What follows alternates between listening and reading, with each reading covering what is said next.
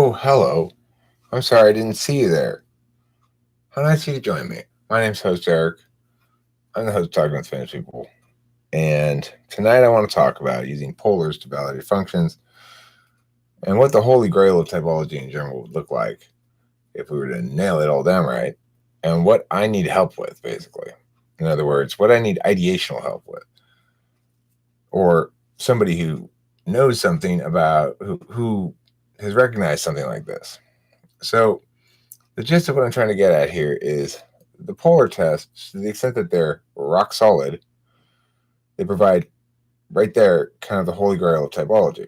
Because let's assume my TI test and my SI test validate out indefinitely. That, in fact, you can do a basic skills test with people with that polar, and their inability to do the thing will be so striking as to be indisputable and indisputably divergent from the norm. And that it's pretty binary, right?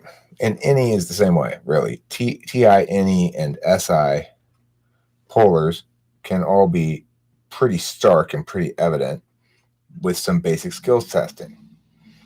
So one thing I would note, first and foremost, is that those polars won't coexist ever. Nobody who has polar NE will also have polar TI. Nobody who has polar TI will also have polar SI. So one way that we know immediately that cognitive functions is onto something that probably hasn't been identified by the mainstream psychological community yet is that reality, that we can find sets of people who score positive, have a positive test result on the SI polar test, right? And you have people who have the positive test result on the TI polar test. And none of those people are in the same group. That means those two things, if you get a big enough data pool, are almost certainly exclusive of one another. Then you have to ask the question, well, why are they exclusive of one another? What is the mechanics here that causes this exclusivity? And the only explanation we have in psychology is cognitive functions that actually explains it, that is even aware that it exists. If you research in the mainstream psychological literature and the scholarly literature, will you find anything on this odd pooling of blind spots? I don't think so. Not really. Not as far as I know. I mean, I haven't really researched it, but there's no alternate explanation for this. And it's something that the other explanations for consciousness don't account for. So it's pretty compelling. Now, with three of those things, we can start to establish some correlative patterns as well. You say, look, everybody who gets a positive test result on the SI polar test also is expressive of TE values or whatever else. You need to find some other correlates that you can lock down the way that we can with those three. Hi, Pukoki. How are you? Can you please describe to me your current facial expression in words? What is your facial expression saying right now? Is it saying, shanty? Or is it saying, hooray? Or is it saying, I'm too cool for any of those kind of things? Those are your three options. Zandy, hello. Astrid the Earthling. Astrid the Earthling, new subscriber here. So you finally took the dive and made the subscription commitment, huh? Don't worry. If you choose you don't like it, you subscribe. It is Pukoki. Her face is always like that. One of those three emotions. Hi, Nanos 2013. How are you? So anyway, today we're talking about the polar test or whatever we want. I don't care, But and how I think those provide the biggest promise for something that's repeatable, and ungameable. I can try my best to teach an SI polar person how to game the SI polar test, and they seem to be unable to do it. So really, that's the holy grail for testing. We need something that we can definitively say, every time this shows up, it always means this, without exception. Ham, bone, bone in the ham, bone and bone, bone in the ham in the bone. Was ham bone creepy in your live stream, Pukoki? Because I will wag my finger at him if need be. I've got quite the wagging finger, and I usually leave it put away in my wagging finger locked safe. But okay, what up, peeps? This is Dominic McCool. Well, nothing much. I will answer for the rest of the peeps. Let's see here. The most common polar function is NI, right? I don't know. I don't know anything about statistics and commonality and stuff because I don't trust any of those statistics because they weren't using something definitive as a means to type people, and they weren't necessarily getting it right. So, I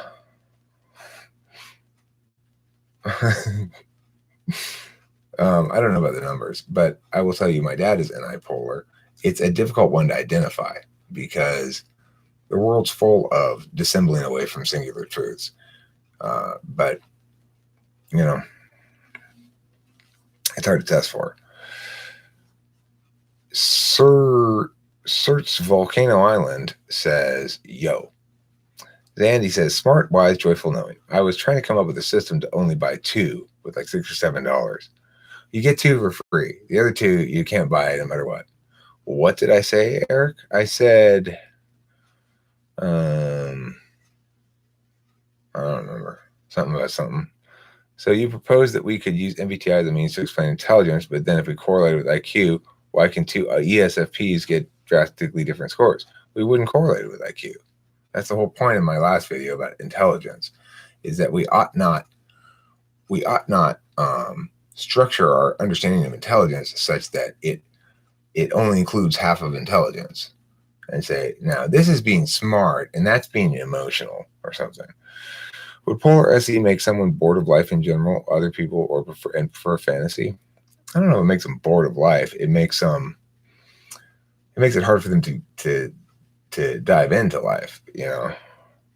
SE and FE polar types get the most crap for being that way. Seems like society judges them harshly for it. I agree. And FI polar types get the least crap for being that way. SI polar types get the least crap. You know, it's funny how people go through the world and they never think to themselves, as far as I know. I mean, I never thought of it before. I wonder why this friend of mine never tells any personal stories. Isn't it weird how nobody seems to notice that, right? I never noticed it until Cognitive Functions. I liked your videos interviewing technical kids. I hope you're doing more of those. Cool seeing how the function show in the young is. Oh, Alice Murray, let me tell you. The third girl in that class that I did today is an ISFJ. But and unlike the first 2, she wanted to watch it first before I put it up because she's an ISFJ.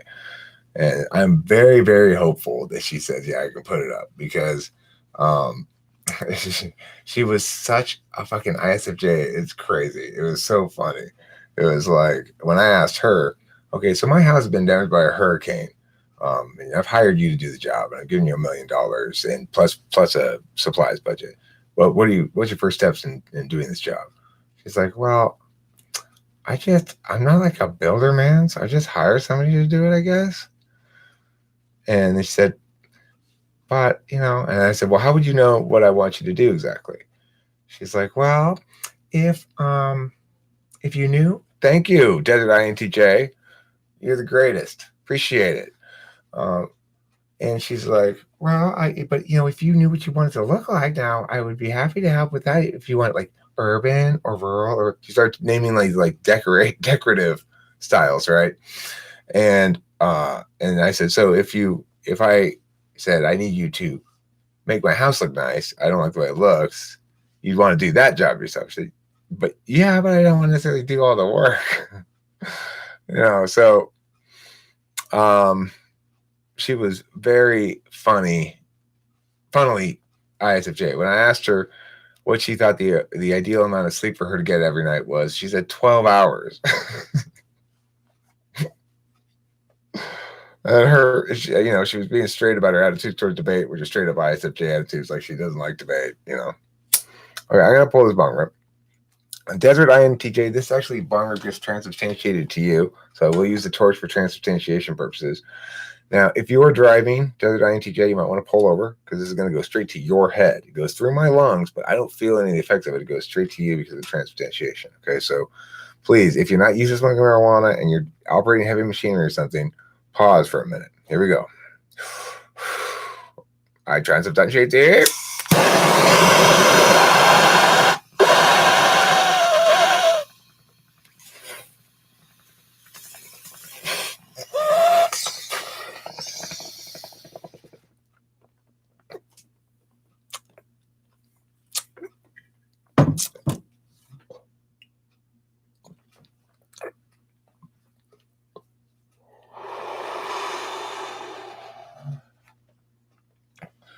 Oh my God.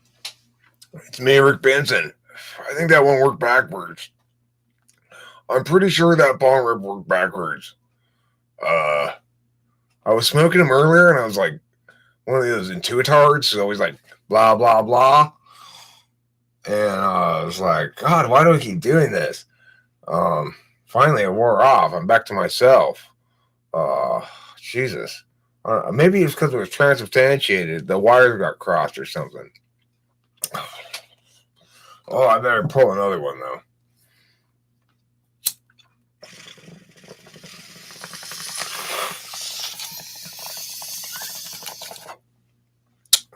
Demon in need, arise from the nether regions.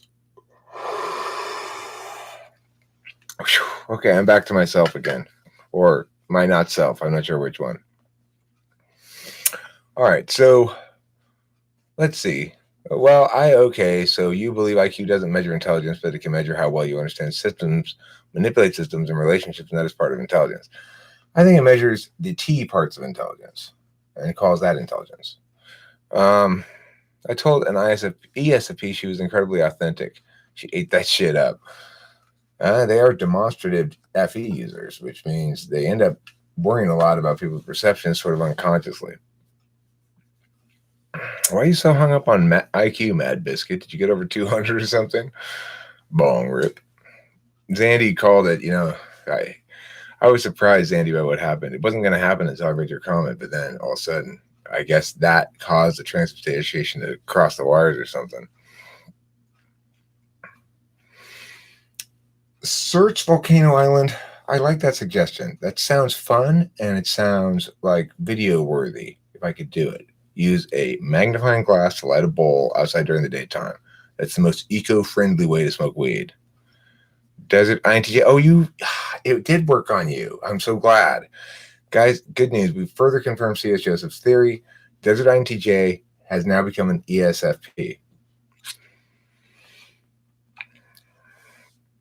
Hulk Hogan asks, would INTP struggle in business because it's ESTJ land? They seem like weirdos in that environment.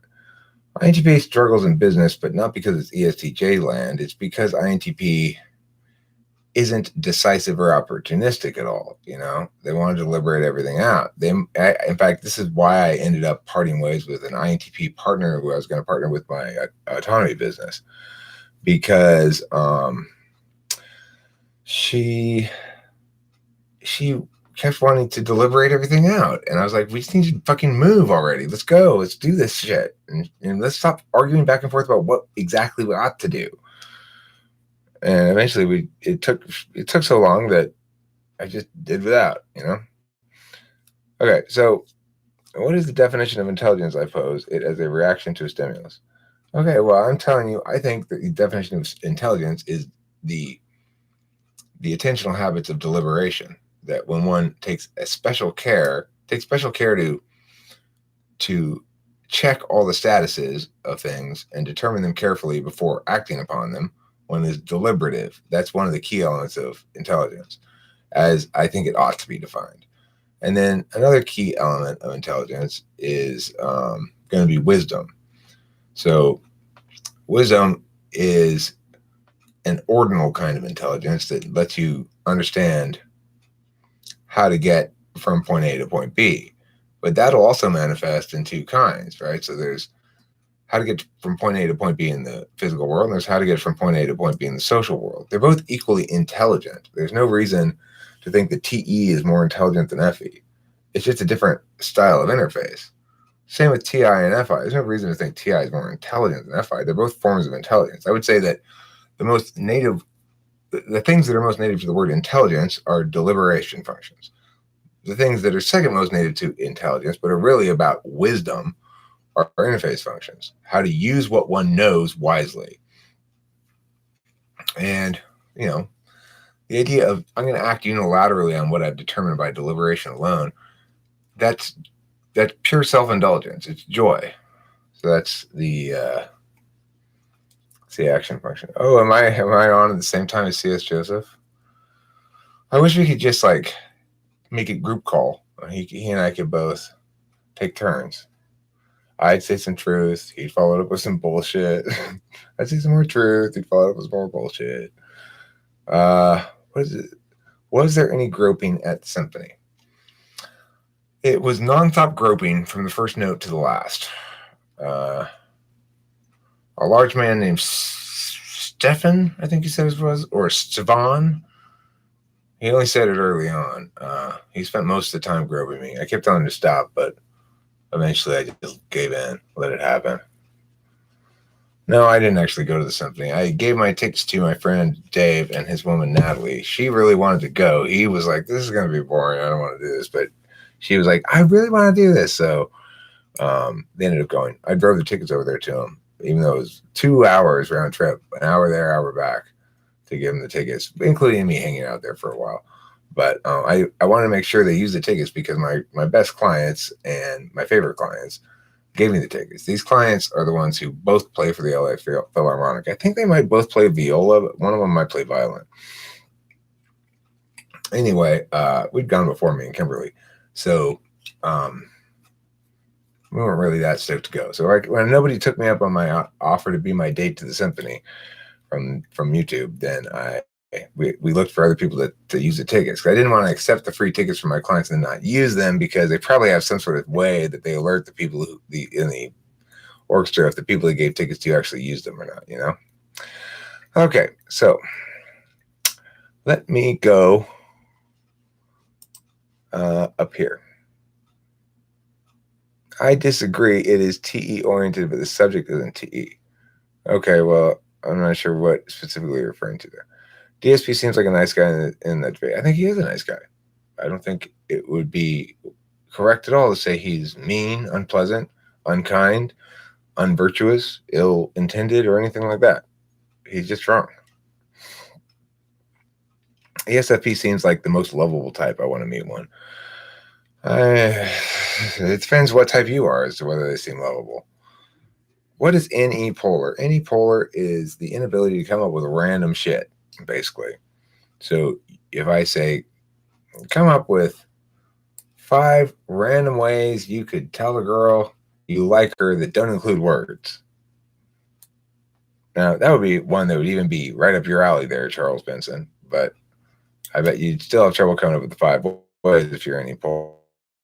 Clockwork Paradise, you probably have gonorrhea. You do. Yeah, I guess I'd scare away.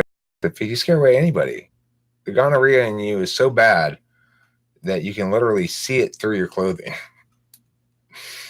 Outside of type people have come to associate intelligence primarily with TEI, TE. I agree.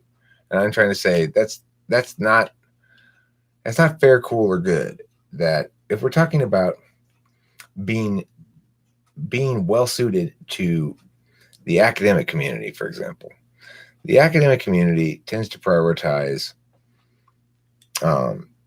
abstract intelligence and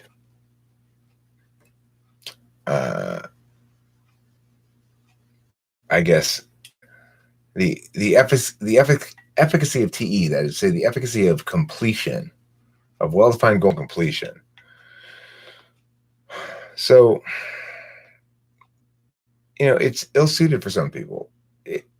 It's not well-suited for people who have joy up there. School, it's like, wants to kill your joy. They want your intelligence, they want your knowledge. They don't want your wisdom or your joy. That's the thing about school.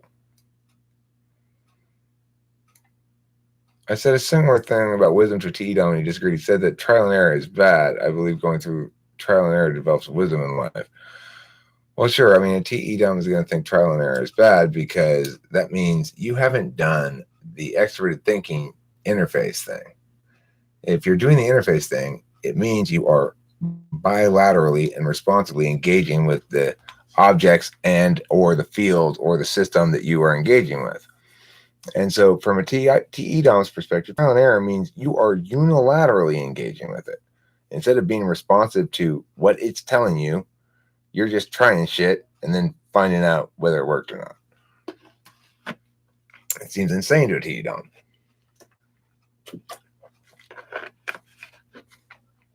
It seems especially insane to an ENTJ, though, because an ESTJ has third slot in E. And while they don't really use it as a means of solving, so in other words, that doesn't make them trial and error. Their hidden agenda is novelty, right? So it's like a TE don't like an ESTJ. They're going to approach everything as a problem he's solving, and they're going to do it the way they've done it before, and they're going to use their knowledge that from experience to relate to this existing problem.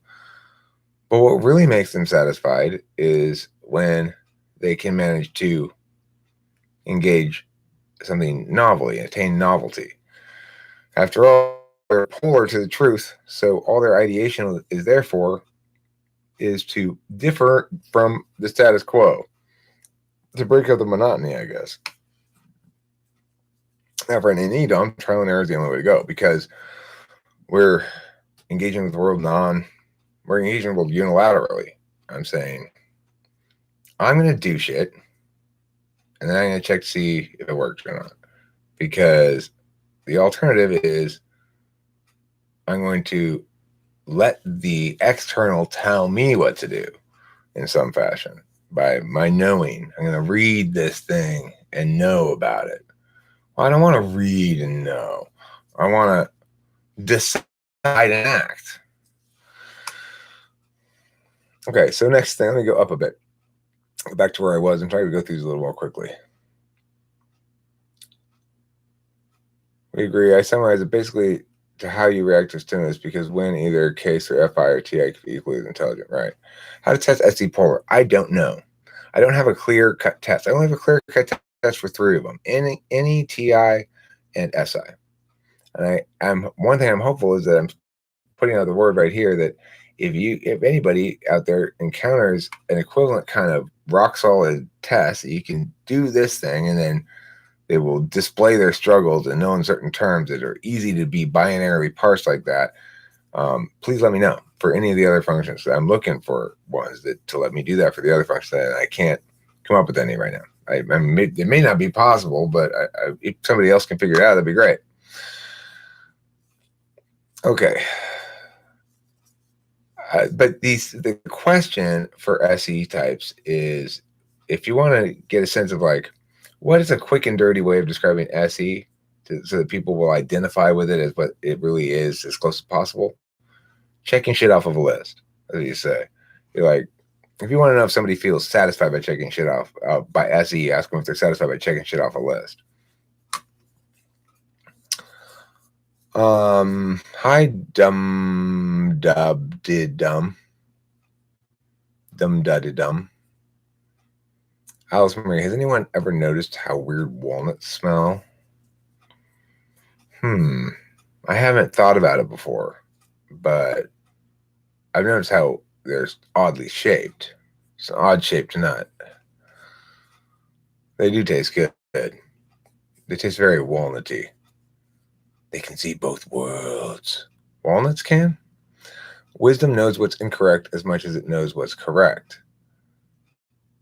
Yeah, and it's a knowing thing, right? Wisdom is a knowing and then using your knowledge to good effect. That's no interface, and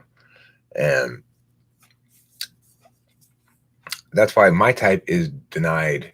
For me, wisdom is just a developmental thing. For me, joy is a native state of being, and it makes sense because I'm always out there doing shit one way or the other. Now, maybe I'm not being out in the physicals, not out in the world necessarily doing shit, but I'm engaging in ways that are me expressing myself and then becoming increasingly wise about interfacing with others bilaterally. So it's not always me unilateral, right?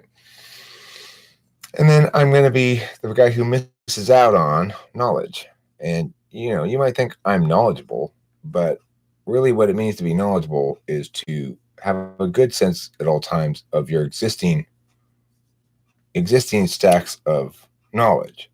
I don't have that at all. I will often redo work because I forget I've done it already, stuff like that. So I'm very weakly engaged with my own knowledge base. Vision, you should read my comments before responding to them, or else you're going to get the sass of my sass back. Telling a girl you like her without words, you just start making tongue movements with excited eyes. Or you do the humping motion with your hips like this. You could also go, you could give her something like an ashtray. You could throw something soft at her head. Oops, sorry, did I hit you with that? Do you mind if I take some of the audio from your videos to sample song? Absolutely not. You are welcome to, and everyone is welcome to, excerpt, utilize my stuff of all sorts is fine. Basically, whatever you want to do is fine with it. If you're making something, including I've done it, then you're absolutely welcome to. And I would appreciate if you shoot me a heads up as to some way I can check it out. But if you don't, it won't make me mad. I'll just be like, still happy that you included it in something. I am a big believer in fair use and collaborative use, stuff like that. Any polar types don't care for theorizing or abstract thinking. They find it pointless. That's true. And I will also say any polar types have the conversational inertia of a rock, as I've said before. You can start a conversation with them, like you start say, well, so tell me about your meow. And then they'll go, minity, meow. And that's it. You got to push them again. Then they'll roll to a stop immediately, and you got to launch them again. It's fine for me because I've got endless things to say and endless topics to launch, and I don't need them to provide conversational momentum. I've got a powerful conversational momentum engine myself to help with both. And ISTPs anyway are my supervisees, so they sort of fall naturally into that relationship. I would need words or maybe music, but that's SE. What's more telling, the inferior or the polar? The polar, for sure. Polar for sure, because remember, inferior is weak, quote unquote, which means to say it's something you appreciate when people help you with it, and you're good at using other people's help with it. You're still conscious about it and you understand it perfectly well. Polar, it's like a complete breakdown of comprehension. You just don't get it at all. I can ask a TI polar person reasonably only one answer. How is that even possible? They think black and white thinking like that is insane because in their minds the world's never like that. It's always gray, and there are always other possibilities that aren't accounted for by the words. And so it's like, if you ask them to give you a deduced answer, instead of providing you the deduction, they will say something irrelevant. Like, well, when I asked JoJo today in her class, what's your mom's sister? And she said, family. Well, she's correct. Is it black and white that she's my aunt? That's kind of an irrelevant question to her. If I started with, do you know who your aunt is? She might have said, yeah, she's my mom's sister. But if I start with, who's your mom's sister? In other words, you do the conditional work to get there. It's like asking a blind person to walk a obstacle-filled path. Okay. Couldn't find it and wasn't aware they were talking about you. Florida's natural. That's right, Zandy. Tonight we're enjoying Florida's natural brand grapefruit juice.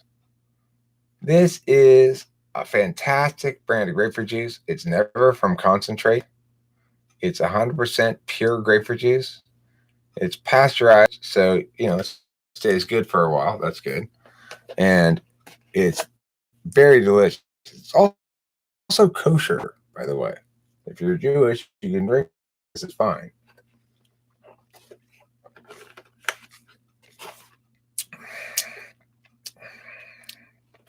farmer owned in the USA. If you're a patriot, you want to support America, this will do. Florida's part of America. Not my favorite part of America, but still part of America. Hero Lamb, gerrymanifics, to put it in the most positive spin, is enigmatic. Let's see here. What have I lost in the, what have I missed out on here in the chat? Chatteroos.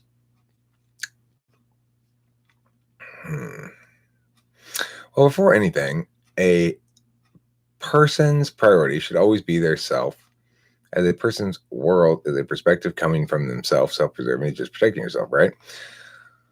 Well, Clockwork Paradise, I would adopt internal family systems language here, say that all parts of the self are intentional. That is to say, they're working in your interest. But they're not always in agreement with each other. They all have your interest in mind, so to speak. No part of yourself acts against your own well-being and interest, although it may end up causing things that act against you. So ISF talks about, for example, firefighters. Firefighters are parts of you that go, fuck it then, I'm just going to go out and get drunk. I don't care. I'm just not going to show up for work. I hate my life. I'm just going to go get drunk. That's saying whatever the stressor is in the moment, that your firefighter has decided that stressor is so big and bad that it justifies you, basically detaching from reality for a while and going and getting drunk and just ignoring the problem in that way and taking care of yourself in that way. You're still trying to take care of yourself. You're trying to make sure you don't feel bad. But you're hurting yourself because ultimately you're going to make yourself feel more bad by prioritizing that short-term thing. Sometimes it's appropriate to use the firefighter approach. When I get mad at Kimberly in a fight, and we're like screaming at each other, and I want to go stomp off and do something reckless, I just go and play poker. She doesn't like it when I play poker, but I don't lose hardly any money. I lose like, $40 or $60 or whatever. And I know she doesn't like it, but it's not actually bad. And, it's a perfect kind of firefighter. It's just for me. It's self-indulgent. It's safe and risk-free. I already know going in there, it's going to cost me $40 or $60, 80 maybe. I assume I'm going to lose, but I hope I'm going to win, and there you have it. So what I would say in regards to that then is, it's absolutely true that at least for our purposes of modeling it and understanding it, every action is intentional, and only some of them are willful.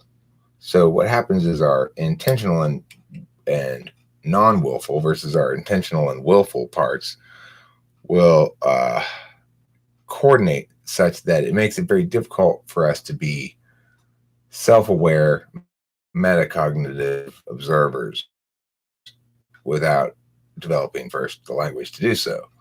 And of course, I don't think any of us adequately metacognated about our attention at all until we started learning about cognitive functions. And then probably for most of us, we started into metacognate about our attention. And it's a bit like a martial art. I don't think you ever quite master it, but your understanding does clarify over time. At least mine has. All right. Donald J. Trump.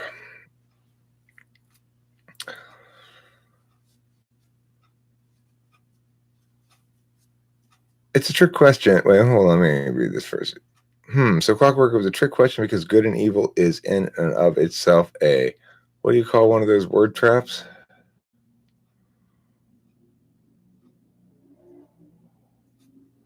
Fallacy? Is a false dichotomy? Something like that? False dichotomy is probably what you mean. Hello, everyone, says Donald J. Trump. God bless. I'm enjoying a late dinner here as my wife is angry at me, and I'm gluttonously sucking down chicken, KFC, and downing whiskey. Good night. Good night, Donald. Sleep well. Don't let the bed bugs bite. Mad biscuit facepalm. Lamau, says Hero Lamb. Donald Trump doesn't drink, you fraud, says Hambone. Oh, really? Clockwork Paradise. In itself a what? In itself a poo. I think it's in itself a false dichotomy. That's what he means. It's weird I'm quiet or very talkative once I'm comfy. But what exactly do you talk about, Charles Benson? Do you talk about why you're talkative or what it means to be talkative? Or whether or not talkativeness is deserving of the name talkative? Those are the sort of abstractions you probably don't think are very meaningful. Lol, yas, Donald. I don't really understand the question. The question is about your poo. Does your poo smell like roses? Mine does. Jeremiah smells like poo. He wants to know if you're more like me or him. As far as I can tell, assuming I'm an INTP, SE polar manifests as not being good at gauging my ability to act in the moment. Given enough time, I can solve the world's problems, just not right now. Dominant and cool, you're sort of right there. So anytime you decide to do something, you decide to do it later. But then when later comes around, you spent time in the interim thinking about other things you might decide to do. And so it gets displaced by newer things you decided to do later. But then before later comes around, you spend some more time thinking about some other things you might want to do, which then again displace the thing that you would put off till later, thereby ensuring you never do anything. It's not getting what it's like to put a handle on shit and check shit off a list. I need to get through this shit and check all this shit off a list. To not feel that, like to not understand how you stay attentive to the same thing through the course of it, and so you get it all checked off the list. That's what INTPs don't get. He is Scottish after all. Who is? Mr. Scotland? T.I. Polar Club. Oh no, Holy Lamb. Oh, no, oh, Holy Lamb. He has other vices. Oh, no, oh, a Holy Lamb. Holy Lamb. I'm going to use that, I think. Oh, Holy Lamb. Fucked up about this name is I'm vegan. Really? Except for cheese, right? Can I step on people and still be an INTP? How tall are you and how small are the people you're stepping on? Regardless, what does that have to do with type? I mean, can you be okay with stepping on people and still being an INTP? I don't know. Maybe. It sounds like kind of an SE thing. Like, yeah, well, you either leave, fall, or get out of the way. All right, I'm coming through here and you're in my way. So, fuck off.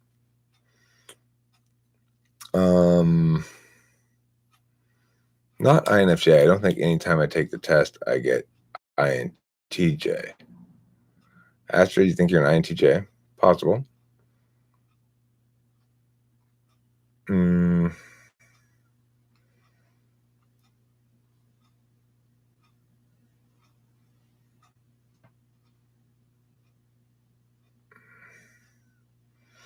Now, to say that he'll drop it suggests that he will first catch it.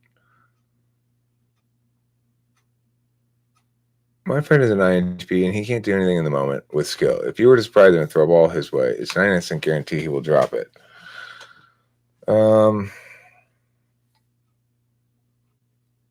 I've never met a Scottish guy who didn't get drunk. I've met at least 4 of them, so I'm an authority on this. Use Google, Hero Lamb. While a SE Tom can act in the moment nearly all the time. Now, to say that he'll drop it suggests that he will catch it first. That's an INTP joke right there. Seriously, though, I did hear that he had Scottish ancestry. Who has Scottish ancestry? I just gave my friend with an IQ of 136 a TI question. He got it wrong, like really wrong. But even though explaining it with cognitive functions, he shouldn't get that high, which he did, which means it doesn't mean much. Well, yeah, it really doesn't mean very much. More like it will fumble out of his hands, guaranteed. Ha. Well, remember, Surtur's Volcano Island, if the you who were to surprise him and throw a ball his way were himself an INTP, then it's 99% guarantee chance that the INTP on the receiving end would have no possible way of catching it because it would just land 1 foot in front of the one who threw it.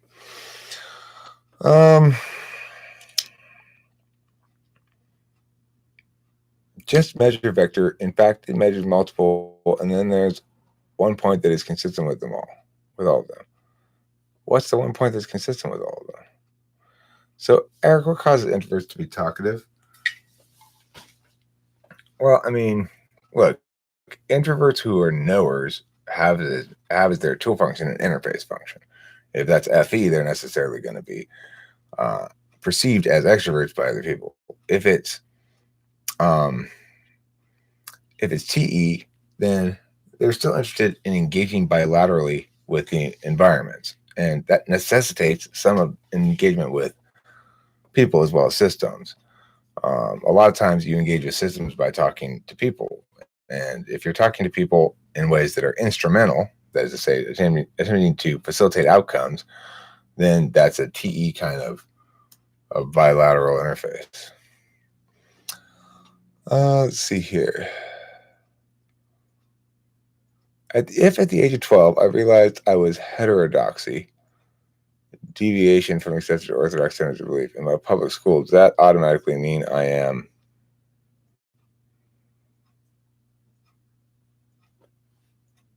doesn't mean anything? It's too broad. Everybody has possible chance to feel alien in some sense, because for one thing, that's going to be contingent somewhat on the environment that sets the standard for what's normal for them, which may not be actually normal in the world. So, some weird people might grow up in a community of weird people and think themselves perfectly normal. And, okay, for me, if someone mentions a topic I'm interested in and I'm knowledgeable about it, then I will non-stop talk. Okay, Charles Benson, you have nice hair. Are you a meathead? Oh, no, metalhead, not a meathead. Sorry, Charles Benson. Are you a metalhead? Do you like metal? Iron, cobalt, lead, steel, God, metal, life, or a movie like Feelings. My summoning ritual worked, but I got distracted. Uh-oh, did the demon get loose? Ultimately, I just don't get how anything is being invalidated and how cognitive functions can help invalidate in terms of his claim of measuring a sort of universal phenomenon. Okay, well, let me get back to that, Matt Biscuit. My point is, if we can in fact demonstrate that there are people who definitively score a positive test result on the TI PoLR test, and there is also people definitively score a positive test result, which means they showed that they fail in that area. Really, it's like on SI and on TI and on NE. Those are the three that we can kind of do it for. If we just show that those three objective test results for SI PoLR, none of the people in that group will also have a positive test result for TI PoLR. Will also have a positive test result for NE PoLR. So my point is, if we were to do a bunch of this, administer these simple three tests to a large group of people, having different people administering the tests, and administer all tests to all people, we'd get a fair number of people who test positive on one of them. We'd get no people who test positive on two of them. That's my prediction, okay? We'd have to have the data confirm that. Now, if that is in fact the case, then I would say, what is the explanation for this? What are possible explanations for this? What are existent explanations in the status quo? If the psychological community has any, I want to hear them. Now, if they're better than cognitive functions, I'd be surprised. If they have any at all, I'd be surprised. I don't think anybody's aware that these unique pools of blindness, anybody aware in the mainstream psychology community, exist in distinct populations, that there's no crossover between them. You get both of them. You can't ever get PoLR this or PoLR that. It means there's some sort of mechanical exclusivity relationship there. And there needs to be some sort of explanation about that. Now, cognitive functions explains it well and can be further validated by the fact that you can say, all right, well, here's some other test that has a very strong correlation. Well, perfect. It's not repeatable and concrete and objective like the three tests I determined that we can treat like that. But it'll be find something that strongly correlates with, say, NI tool, or with TE DOM, or with interface DOM, even like FETE DOM. And you go, okay, well, for all the people who have who test positive for SI PoLR, then 89% of them also answer these questions the same way, which are questions that suggest you're a TE or FE DOM. And you have to be a TE or FE DOM to be SI PoLR. You could narrow it further and say, I found some questions that allow us to reach a high correlation where everybody who's SI PoLR answers this thing that suggests NI tool, like at 90% or something. Well, then what I would say is we haven't quite found the right test for NI PoLR, would suggest that for NI tool, but it would suggest that it's exactly what I suspect it is and what my prediction is, namely that you'll see, if you get the right test, you'll find that there's a 100% correlation between positive test scores for SI PoLR and positive test results for SI PoLR, positive test results for NI tool. That those always correlate. That there's anytime anybody gets positive test result for this, they're going to get a negative test result for that. So once we have established a couple of things like that line up clearly in that fashion, that you can always anticipate, my prediction is that every time you find this in a person, you'll also find they have a positive test. They test positive for the other one here. If you can get that thing lined up, then we are talking about something that can be definitively tested, falsified, or verified with simple experimental tests. And I'm really close. We just need I need to decide on something that's like, which questions are going to correlate strongest, so I can do the test of the test, so to speak. And this is where I really should coordinate with Dave Superpowers. He's the fucking data gathering guy.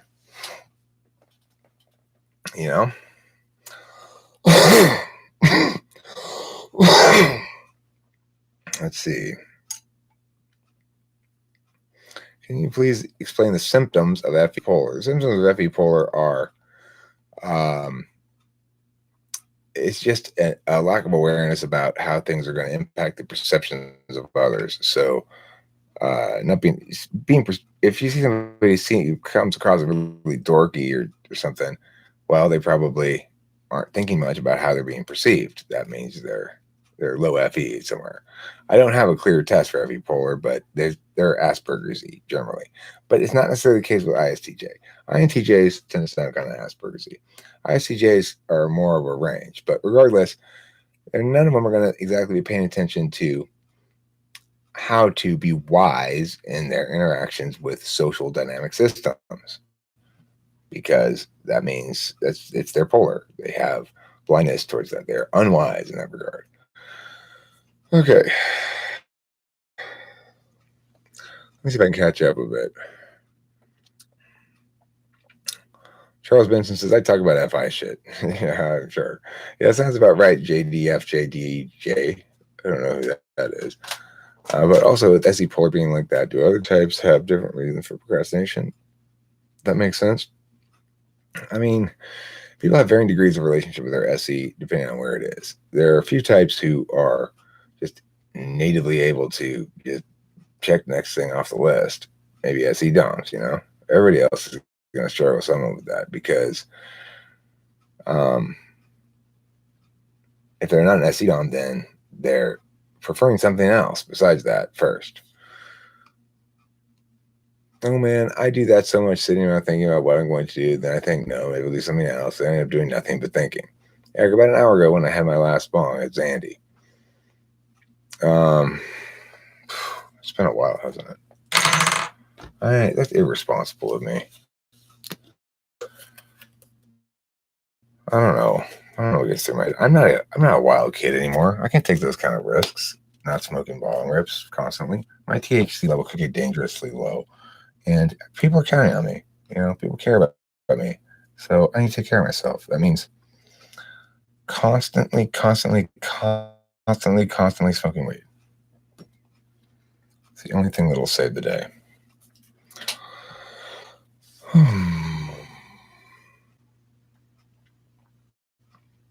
Is it your position that you cannot be more or less intelligent, only that it can manifest differently? No, it's not my position you can't be more or less intelligent. I think amongst people who have intelligence as in the dominant slot, there's variation, of course. Some people are able to deliberate,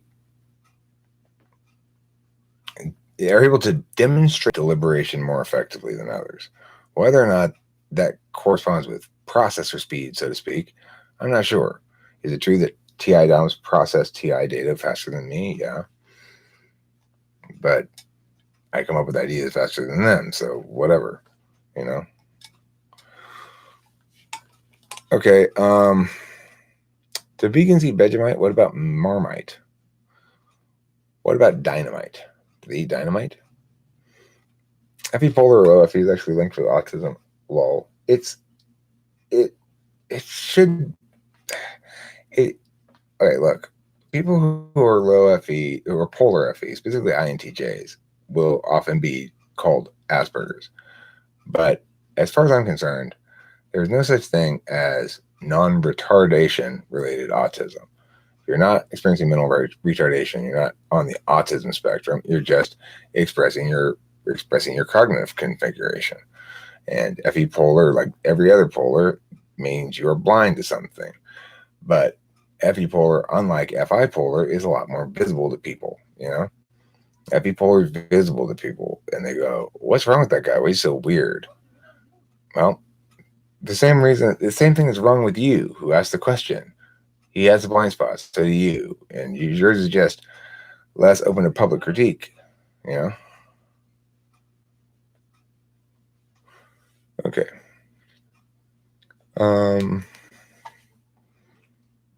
Also, another thing that could be SE polar is that it's impossible for me to walk through crowded places without bumping people. Everyone else has some kind of rhythm and can do it, but it's way too hard.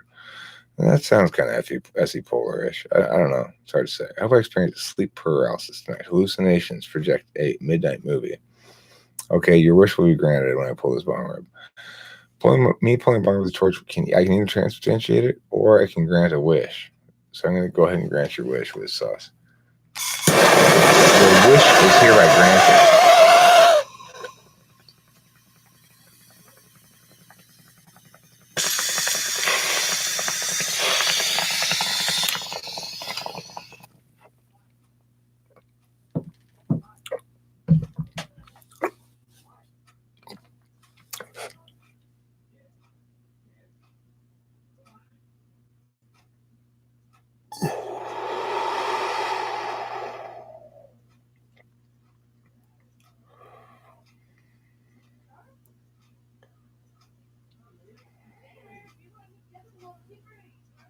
Okay, that was a bell ringer right there. It took me completely out of the world of reality there for a second. I was just like, what? Okay, good. So that one worked well. That's what I'm going for the bongers. I want the bell ringers where I fade out for a second like that. Look, the fact I measured his IQ and 135, even though he couldn't answer my TI questions, means there's something true about it. Sorry, I ran out of character to sit on it. Yeah. I got the gist of it. I agree with you. If I get your it right there, yeah. Do you find yourself walking against traffic accidentally, my friend? Whether hiking or bike riding, can't seem to follow the flow of traffic.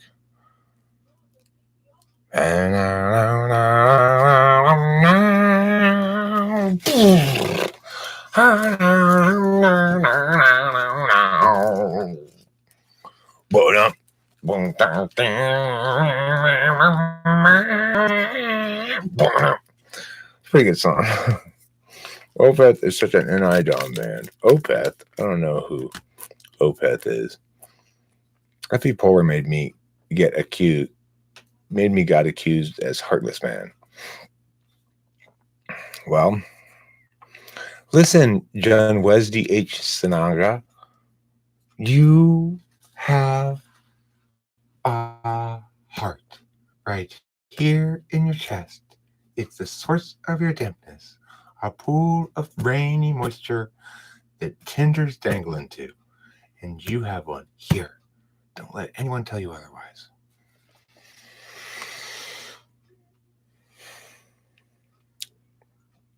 ENTJ work within a system. INTJ like to come up with new ones.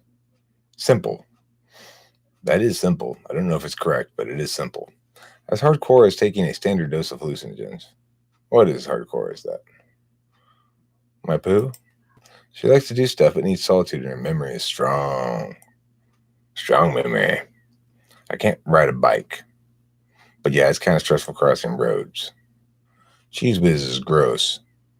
She can read people as well. And negativity drains her.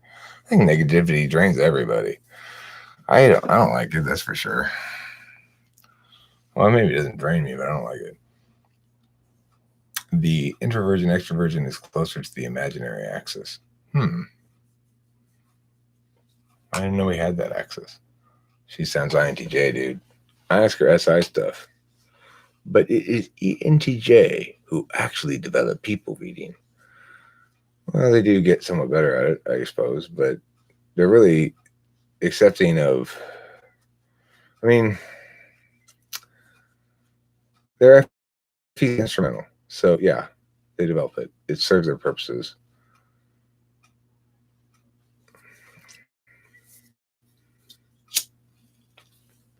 Let's see here. Where did I leave off? Way up there. Wow. A lot of stuff behind me.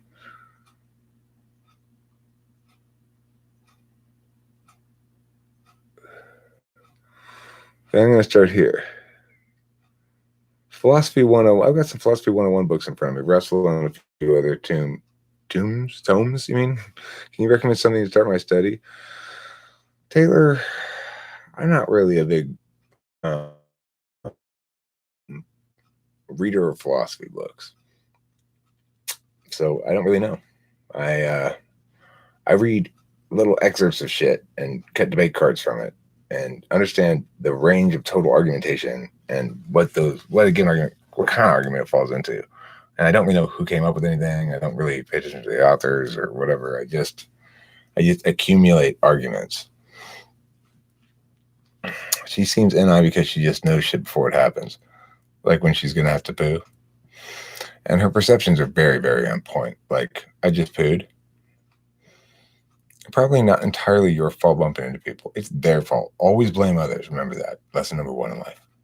Most people I've found have little self-awareness of themselves in public spaces. Well, it's because probably you're more FE than most people. Or more SE, depending. What do you mean by self-awareness? You mean body awareness? Like, I can feel my arms as I stride through the square. Could she be ESTJ or ISTJ? Who? Your mom's face? I don't know. Are FI doms most likely to murder themselves? I mean, I wouldn't want to hazard a guess as to who's most likely to commit suicide. It's an awful and depressing topic. I hope nobody does it. My strong message to everybody is don't hurt yourself. And that's really all I want to say about it. It makes me feel uncomfortable. Charles, it is the skill of women to smooth talk. Man, Jeremiah, you and your MGTOW shit. It's probably not entirely that one. Like groups that take up an entire sidewalk. That I hate. When you got like 2 slow walkers side by side. Come on, slow walkers, walk on a line.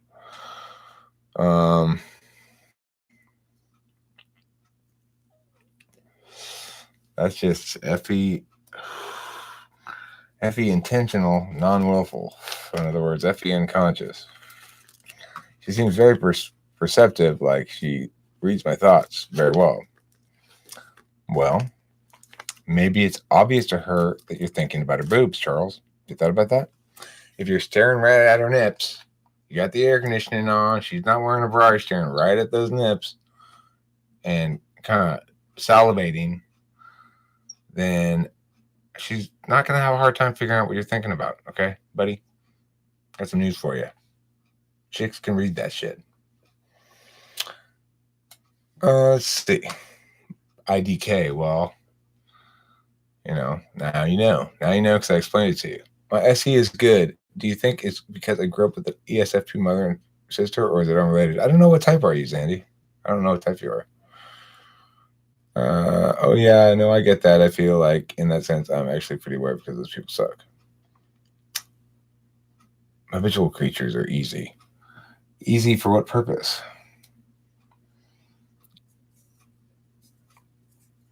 She sounds just intuitive or empathic. Or it could just be that Charles Benson's being really obvious by staring at her boobs. That's probably what it is. These incidents of walking, biking, head on people, it's unintentionally pissing them off. Well, Timothy Oden, you earned all the fist shakes that you received, don't you? Intentionality or not, you better be more aware. I don't care how blind your spot is, okay? No excuses. Yes, you're excused, Timothy. Don't worry about it. It's your blind spot. You can't help it.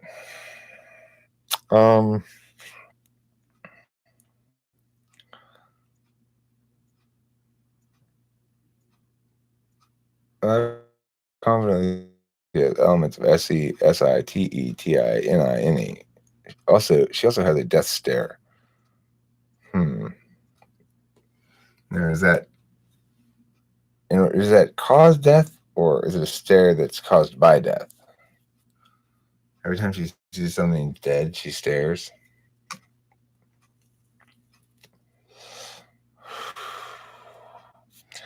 If FA polar is thought of as being autistic and FI polar come across as sociopathic, well, I mean, it might be misidentified as such by somebody who's especially FI sensitive.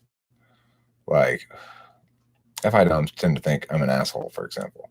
I don't think I'm an asshole. I think I'm pretty nice.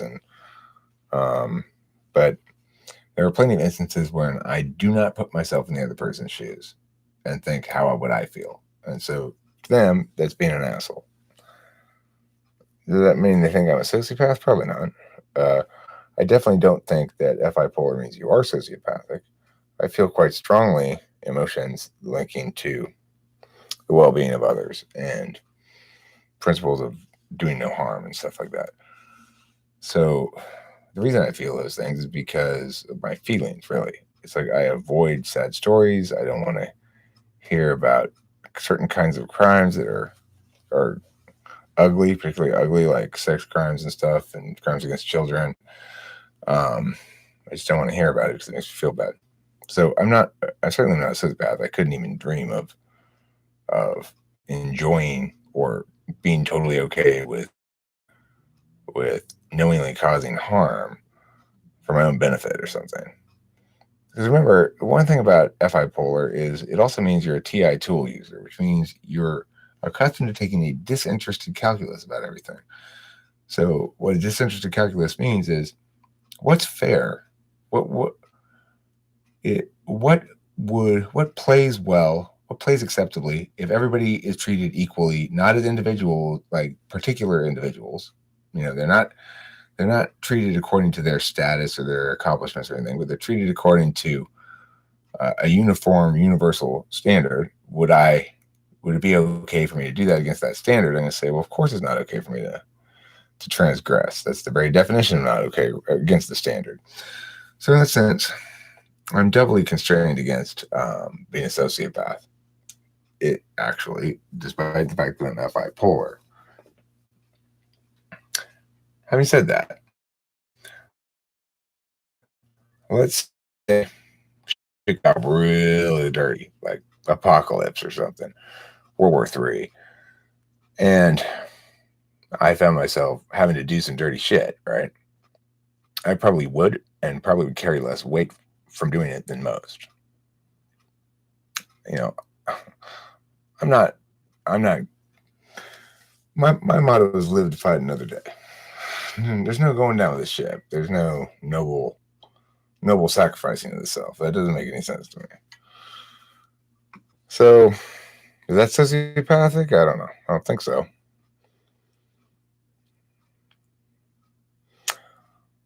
They have the same TI ability. Who does? Oh, let me see here.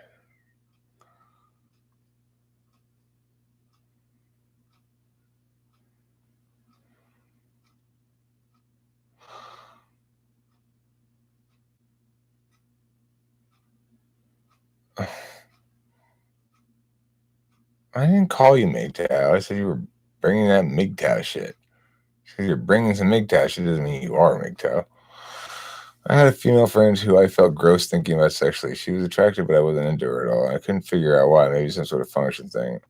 Could be a biological thing too. A lot of our attraction has to do with whether we like the way people smell. Larry David is a good example of FI PoLR and Curb Your Enthusiasm. Is he? I haven't really watched this, so I couldn't comment on it. But if you're just accepting things that as they are, that's different. No, the ESFJ Amy, she's sweet Christian, loves metal, so yeah, Christian metal lover. Nips. Well, I mean, Christian nips are the best. My roomie is an XNTJ, and she has a fiance ESFP. Well, hopefully she's an INTJ then. And they're duals, and they'll be fine.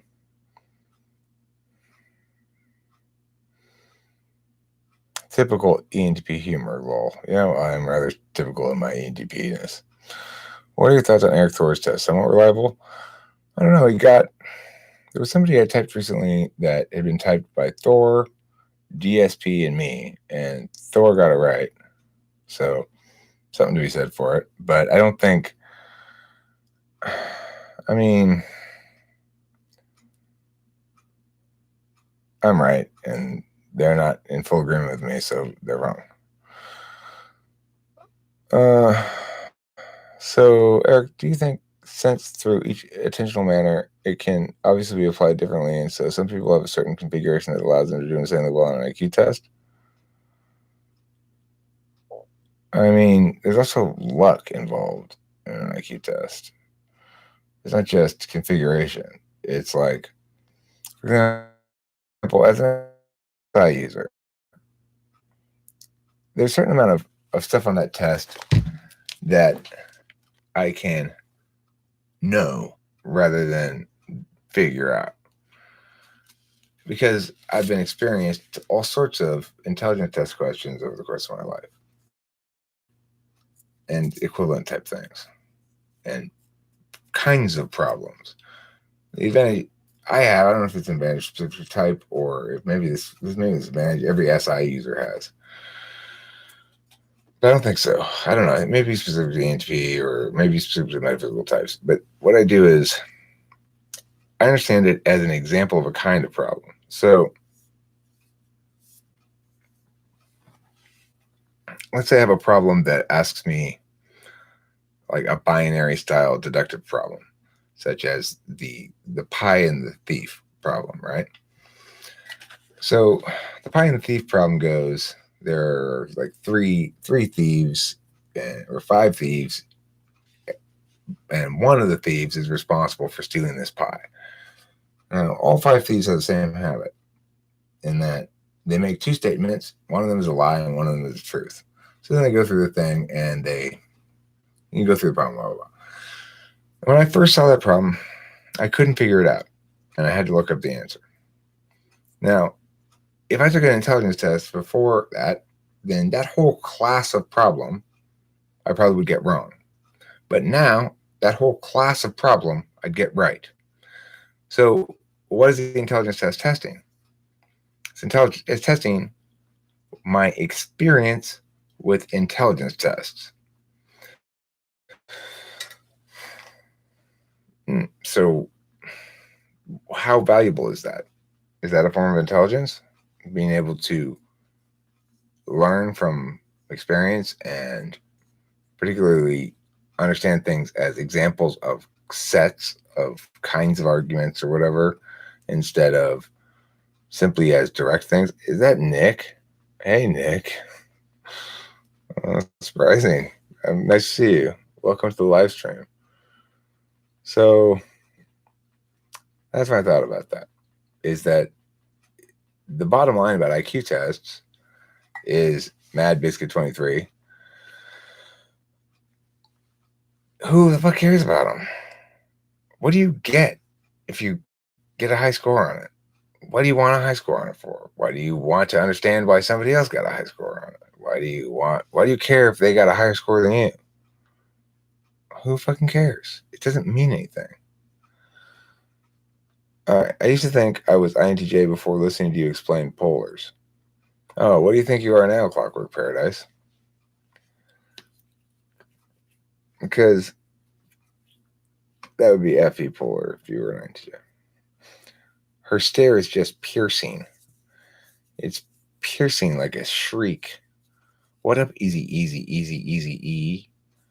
I am live streaming and talking about cognitive functions. Rizalkin the Rizalk. Have I always lived in California? Yep. I lived in a couple different parts of California, but always in California. Eric, if math TI heavy and you're an ENTP and we should find another ENTP is insanely good at math, why do you think that is in terms of the difference of your NETI and his? I mean, it probably has a lot to do with how we were each taught math early on.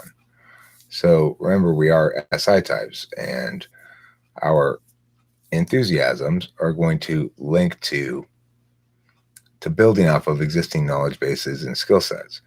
If I had been taught math well right at the beginning, I'm talking about elementary school. I'm talking about like by the time you get into algebra and shit.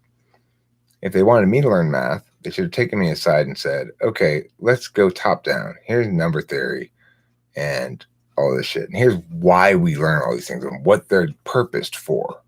And here are areas of math where we need further development, where we haven't quite understood things yet.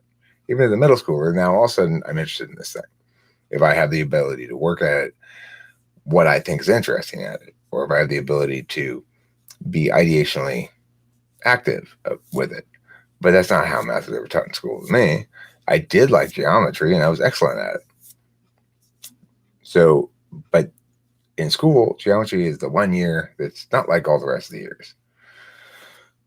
And the thing is, I might be good at trigonometry if I had some sense of what you're doing with it, right? It needs to have some instrumentality to me, or else it's useless and a waste of my time. Most everything I know, I've learned from because I looked it up because I wanted to know it for some reason, wanted to understand it. There's no reason to possibly want to understand trigonometry because I have no idea what you use it for, even. What problem is that helping me solve? I need to understand that first before I can possibly care enough to learn anything about it. It's not like I learned anything in English class either. It's just I went through the motions like everybody else and read books under my desk the rest of the time. I just didn't want to be in school. It was a constraining environment. People had control over me. I was limited in my autonomy, doing shit I didn't like. And, it's fucking mandatory school is a rights holocaust.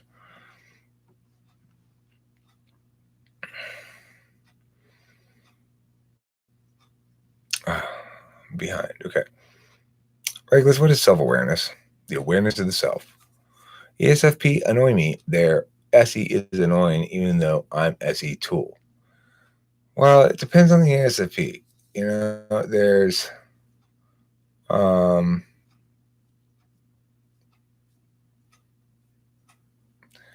okay, well, Mad Biscuit, that's not answering my warrant. I just explained an exact example of how that's not true. That one of those kind of questions might be on the IQ test. Before I encountered it in the world and learned it, I would have gotten it wrong. Now I wouldn't. I would get it right. How do you account for that?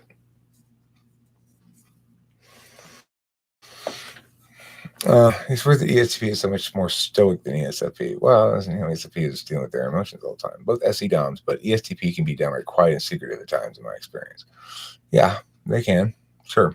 I mean, remember, we're extroverts because we have extroverted function, but it doesn't mean that we are experts in the colloquial sense of the word, expert intuitors or expert sensors, or or expert thinkers even. The colloquial sense of the term really refers to expert feelers mostly, although expert intuitors and expert sensors often will display similarly extroverted for lots of reasons. But the point is, when we think about extrovert in that sense of the word, we're really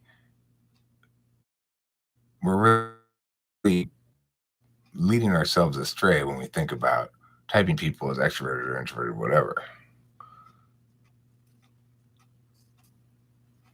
Okay, I know it's not only one thing, Matt Biscuit, but listen to me. I've put together a book of deductive reasoning problems. During the course of doing the book of deductive reasoning problems, I collected kinds of deductive reasoning problems from various tests. Now, if it were the case that I was not good at understanding examples as or individual instances as examples of mechanics that infer a set, I'm very good at that. But if I weren't good at that, you'd be right. There'd be way too many possible questions for me to ever possibly encounter before. But what I'm saying is there's a finite number of vectors in those questions, finite number of ways in which questions can be structured. So, for example, if you're looking to test visual ability to visualize and move things in spatially, well, there are a number of different ways you can structure those, but after a while you start to realize they fall into kind of categories. They're either this kind of category, this kind of category, this kind of category. Once you understand the scope of the possibility afforded by that kind of problem and the mechanics of how to solve it, any problem in that set will be solvable to you, at least possibly. Now, that doesn't mean you won't have to deliberate about it because it's a new instance, but because you understand the mechanics of it, you'll understand right away how to attack the problem. So it is absolutely not the case that I wouldn't score higher now than I did when I was 6 years old. Absolutely no, not the case. I would score much, much, much higher. I don't care. You say, well, this is what they've proved this by being. Really? Are you sure? Are you sure they didn't just change the test so much between the time the person was 6 and the time that they were 20 years later that it no longer, it's like you have to give them the same test for it to be meaningful, right? If he scores better on the same test, then the test isn't testing something permanent in you, but rather something that changes over time. If they give him a different test, then they say, oh, this has been standardized to the new norm. All that means is they've adjusted the test to make sure that somebody gets the same score across time. It doesn't prove that some quality in the person remains the same at all. Okay. C.S. Joseph saw me smoking a bowl on my patio this morning and proceeded to say I'm possessed by my demon function. Did he bring over a crucifix? Maybe a wooden stake? This is the best explanation I can muster under the alcohol in. Recognizing and separating motives from action and considering how others factors in their self-conceptions. I don't know what that means. In my opinion, intelligence should be measured by things like consistency, creativity, intuition, how quickly you can memorize, etc. Well, that's the problem is that we have this general term that doesn't really mean anything specific. And it's used to afford intuitive thinkers usually a status of intelligent or smart and provide them some sort of according status or something. But I don't like that. So I don't know. I don't think we need to have those kind of those general terms like that. If we are, they should be inclusive. What we should instead do is say, wow, you're effective at disinterested deliberation. That would be a correct way of saying you're smart. Or, wow, you're effective at ordinal parsing, you could call it, That's a better thing than saying that you're smart. You're actually describing something they actually are, rather than attributing them a quality that functions only as a label of importance and nothing else.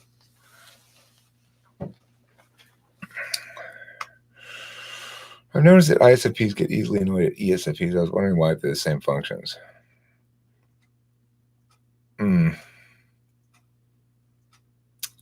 a good question. Functions are not in the right polarity. Well, that's true for every two such types, and it's not always true that they're annoyed by each other. I'm not annoyed by INTPs, and I don't think INTPs are annoyed by me. Although if they were, they probably wouldn't tell me so. Are any fellow Florida men here? Almost 3 a.m. is still up for the live stream. Meepcap says, also something I've been thinking is do you even know your IQ? Like, there are a lot more people who claim that they have a specific IQ than I'd imagine took the official test. Exactly. Most people who say they took the IQ test did not take the official IQ test. And all the tests online are inflated because they're all trying to sell something. And if you get a good score, then you want more of a report on yourself than if you get a bad score. Well, ESFPs are very superficial and it's fucking awful long story, but both ESFPs I know just annoy me. I'm in New York and at the same time here. I've had a bad time in Florida when I visited. A lot of racists there for some reason. I'm not a big Florida fan either. I've never been there, but all the stories I read about Florida make me go, ew. And all the things I hear from people too. Well, got to go. Late night Walmart trip. Yeah, good. Cool. Go to Walmart. Get yourself some potting soil. Everybody needs potting soil. Oh, well. You're just white right now. They could change it any minute.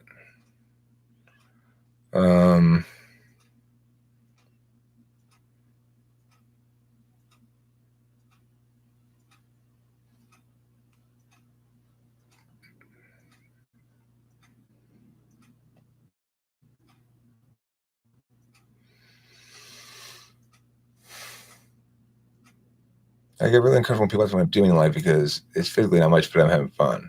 And this should be your answer. Having fun.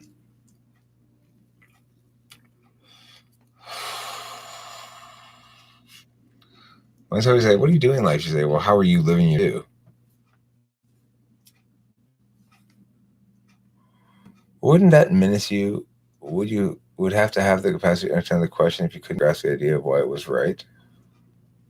Would that mean you have the capacity? Well, sure, it means you have the capacity to understand the question and the capacity to understand how to solve it. But it doesn't mean that it's not something that I learned. So if the test is really measuring something innate, it shouldn't count. It shouldn't reward learning.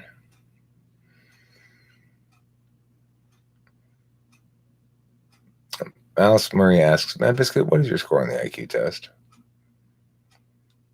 In my experience, it seems as though the individual's types conceptions of intelligence are almost always linked to their own toolkit regarding reasoning. Exactly. It's the expression of function bias. That's what I'm trying to say. Let's try to get rid of the function bias in these words. Biscuit is angry because people try to eat him. Well, that's what he gets for being a biscuit. Does that ring true with you? Yeah. It rings true with me, and it rings true with you, it rings true with Tree, and it rings true with Boo. Only drive through the area of the Panhandle. The North feels more like the South. Southern Florida is really different. Well, see, I just heard some stories about Miami that suggest it was a little bit superficial, perhaps, in its vibe. My easiest knowledge integration goes along with what I can be typed as. Once more, Jeremiah says something enigmatic. Yeah, St. Augustine was awesome, though if you haven't been there, you should visit. A very interesting town with a lot of history and cute girls also, which may have made me biased to like it. Yeah, that'll tend to make you biased to like a place. It's very interesting. There's a lot of history there as far as war and such, and apparently it's very haunted. Well, I mean, that's a good reason to go. Get some ghost put in. Well, you're not supposed to study for it by what you just mentioned. Well, I didn't study for it. That's just natural life experience that I picked up. I didn't, not so I could do well on the IQ test. I just learned things because I'm interested in things. Yeah, I've wondered that myself, Regulus. Interesting. I have to check it out. Okay, you're talking about my penis? You can't check that out. Sorry, certs. You're gonna have to check out somebody else's penis. Those guys from that show Ghost Adventures investigated there. Probably give the town a lot more tourism. Yeah. Here, let's throw a lot of bullshit at this, see what happens. Yes, they do calibrate the test throughout time. They expect you to increase. So then it's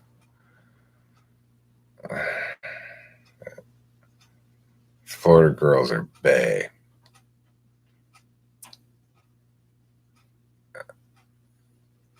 All right, I'm going to bed, says Dominic McCool. I don't blame you, Dominic. Good night. Anyone have any ghost experiences? I haven't really, but I've had some weird things happen, but not really. What kind of drugs? What kind of drugs do I do, or do I? I'm kind of a prude. If a girl does drugs, I become attracted to her. I think you should make an herb speed weed.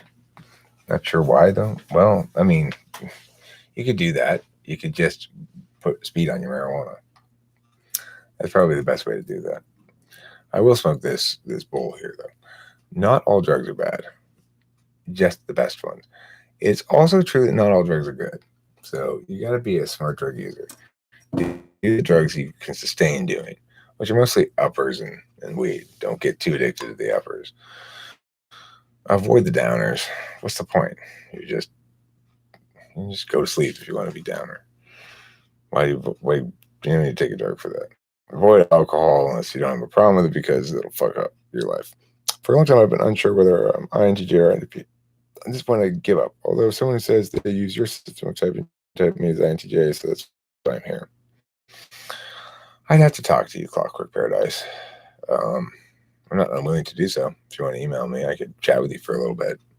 I'm not going to formally type you unless you pay me, but I don't mind chatting with you a little bit if it's obvious right away or something. At least give you a couple tips or something.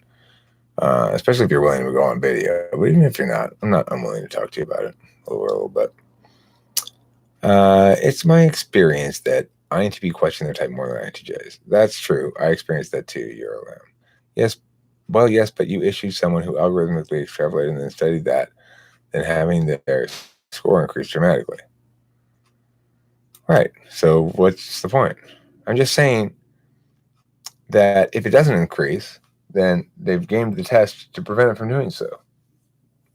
And if it does increase, then it invalidates the notion that it's testing something intrinsic rather than something learned. Seems straightforward enough. Girls that trip on acid and mushrooms are cool. I mean, Kimberly and I took mushrooms together. She didn't really like it. And she probably doesn't want to do it again, Drug users often fucked up, so even if they're okay themselves, you can never trust them because who knows who they're hanging out with. The thing with drug users is there are two kinds of them, basically. There are kinds who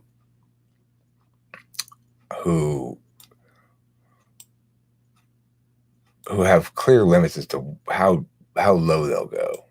A lot of people who get into drugs are going to have to at some point quit, some of them at least. And so it really boils down to how low you go. If you're willing to let yourself go.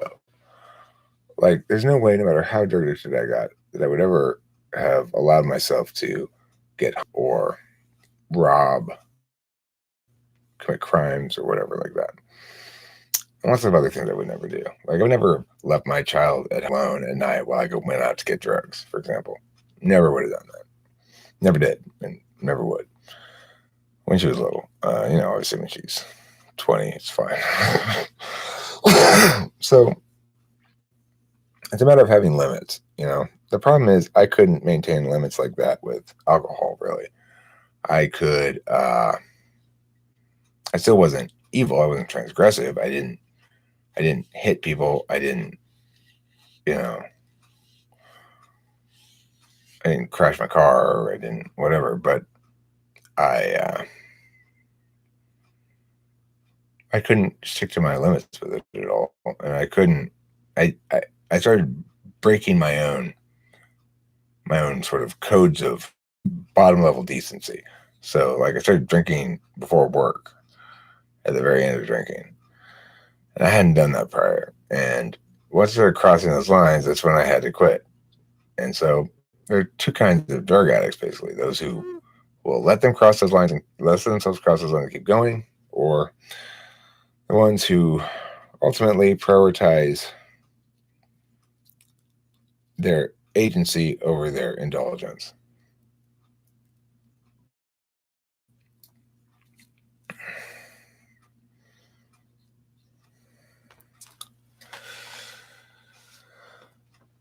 Mushrooms are more for an introverted trip. Well, that's more of an extroverted trip. I prefer mushrooms for sure. I like mushrooms a lot. Um, every time I do mushrooms, I feel refreshed afterwards, spiritually refreshed, happy, not so stressed out, not fretting about stupid shit, you know. Whereas acid's a little scary, but of course, the thing is, when I did it recently, which wasn't that long ago, maybe a year ago or something, it was pretty weak acid. It was kind of like mushrooms in terms of its duration, maybe a little longer, or and its strength, about about the same as taking half an eighth of mushrooms, or maybe. When I was younger in college, acid was a lot stronger, and if I took half a hit of acid, yeah, it was real acid. If I took half a hit of acid in college, I'd be tripping for 16 to 21 hours for sure. If I took a full hit. But I went to school in UC Santa Cruz where the acid was strong. So, hey, Jen.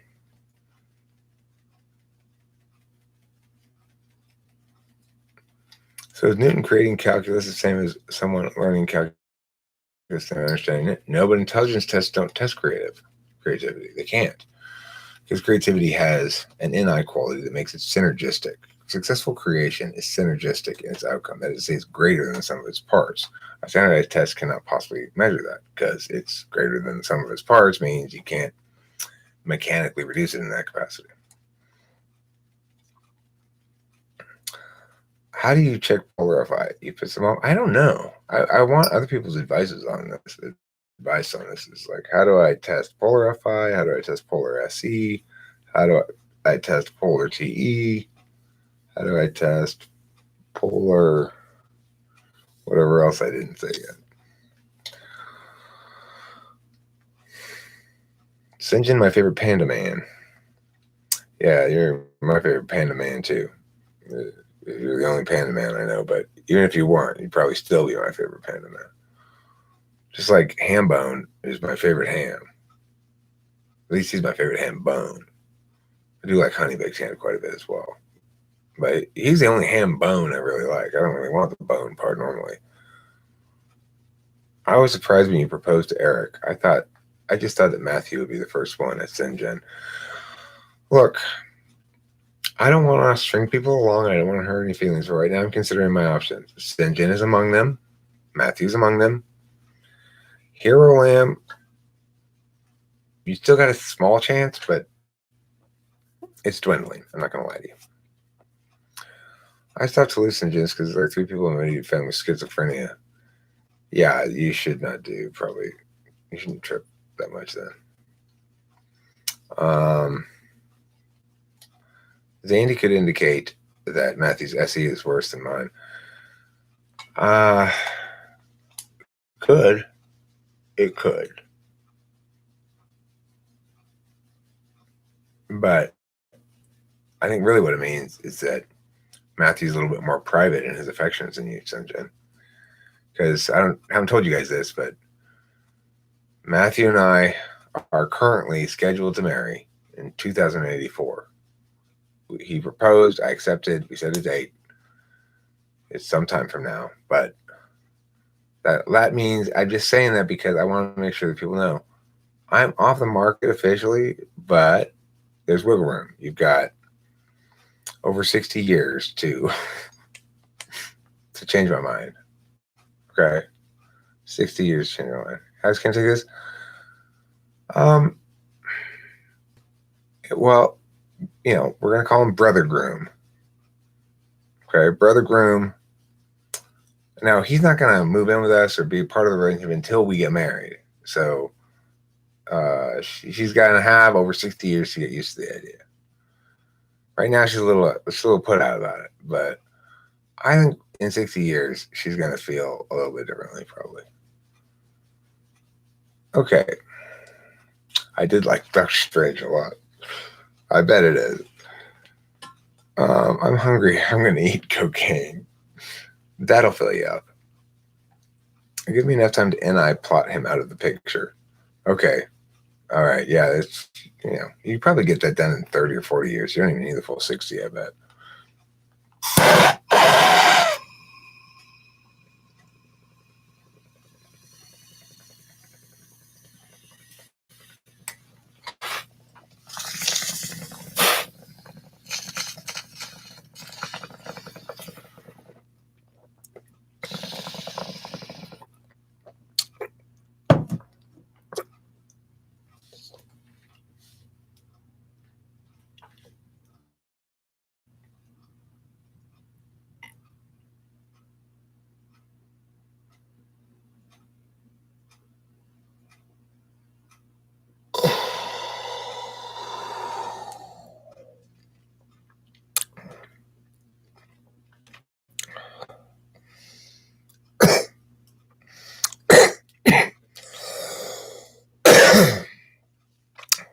Well,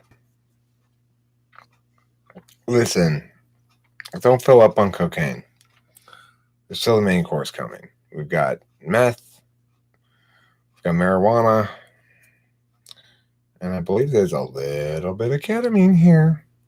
You can sprinkle on ketamine. You want some ketamine from the ketamine grinder? Would you like some on your pasta too?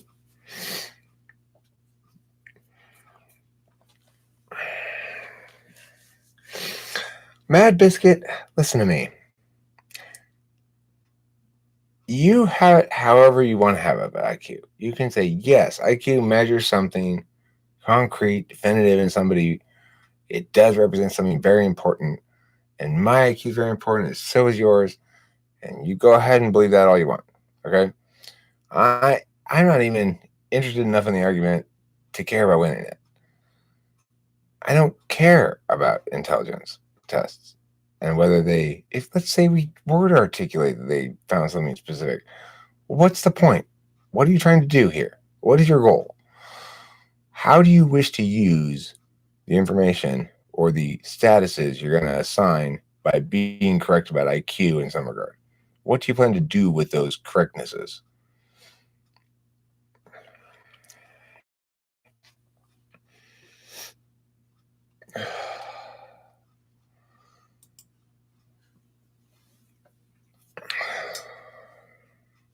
Would you agree that ENFPs are among the best at pulling and identifying people's motives? Hooper says the INFJs plays a strength frequently. It's a different strength slightly.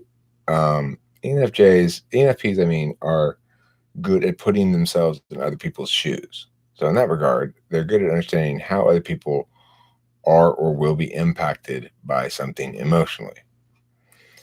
Whereas INFJs are good at understanding how you can behave in such a way as to cause the other party to perceive certain things and feel certain things. The ENFP is being the other person. The INFJ is reading the other person in terms of the abstract process there. Wouldn't SI users have a problem with drugs because they're more prone to forming habits, right? Actually, I would say probably no. And the reason is because they're also very aware of their bodily state. So to be a drug user or a drug addict means to tolerate and carry with you a lot of feeling sick, you know? So in that regard, yes, they form habits, but they're habits of self-care. And drug addiction is something that very much runs contrary to self-care.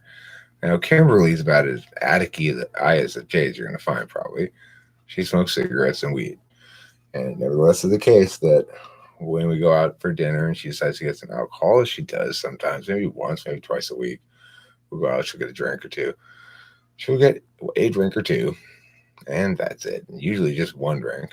She says, well, yeah, I'm tipsy. Let's go home and hump. She doesn't have a problem.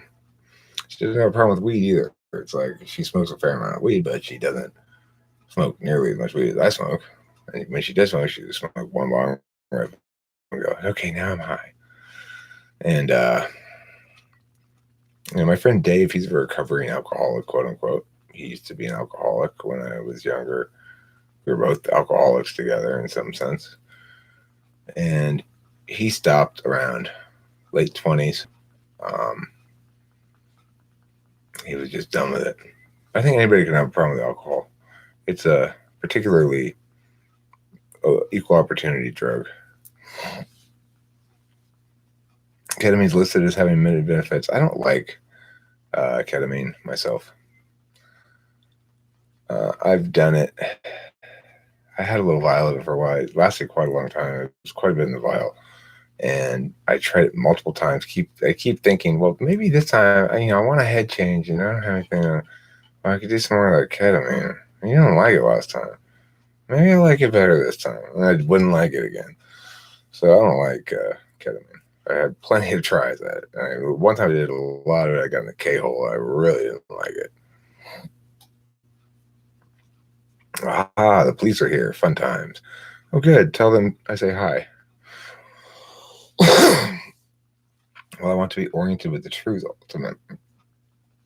Well, the truth is, people are too. It is the truths are always binary. They're like, it is true that people reflect patterns and natures that are persistent throughout their life. They have a single personality that doesn't really change. And there are elements of the self that are relatively descriptively static. But it's also the truth that no person is ever being except as a process. It doesn't make any sense to talk about intelligence as an attribute when it's really just, execution of processes. And on any given instance, if I go to if I go to like a regular hamburger joint and get a burger, it could be the most delicious burger I've ever tasted. And then I go to a fancy restaurant and be kind of disappointed. So it's supposed to be like this world class chef. On any given occasion, on any given day, on any given thing, anybody can win, you know? So what's the whole point of trying to ascribe naturally and inherently better at this to somebody based on some score? I think that the truth you want to be aligned with, or you are best aligned with, or would be best to align yourself with, would be one that says,